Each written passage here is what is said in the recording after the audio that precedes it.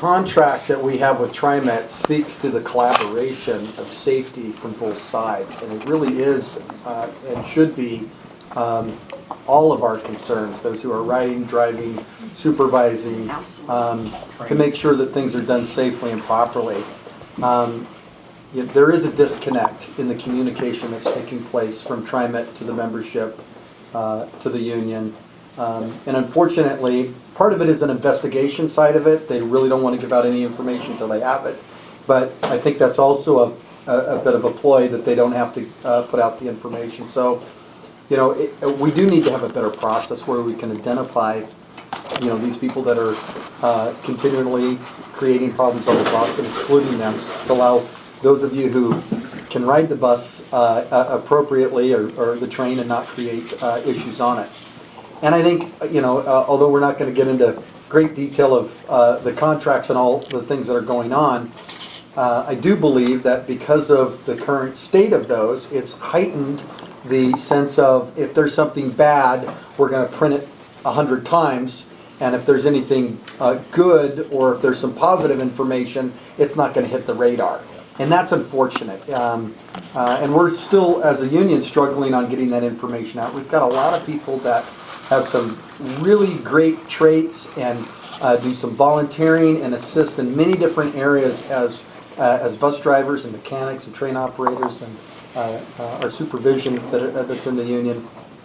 And it's unfortunate because it doesn't, we seem to be villainized in the press these days, and it's not helpful for anyone.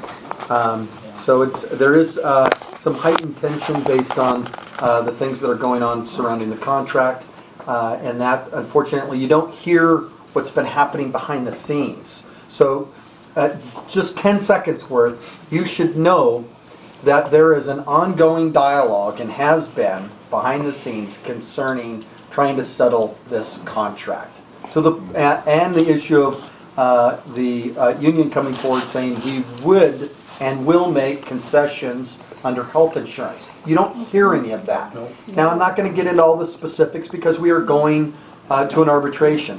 I will tell you this, that offer that's been put on originally, which is our last best and final, has the ability to be changed 14 days prior. Strategically, we're not going to get into exactly what that is, but you can be assured if there's an arbitrator that's making a decision for one or the other, which, by the way, is a really great system as long as you follow the rules, because it makes both sides have to be very reasonable.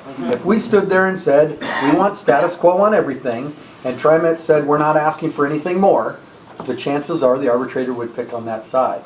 That would be the least costly.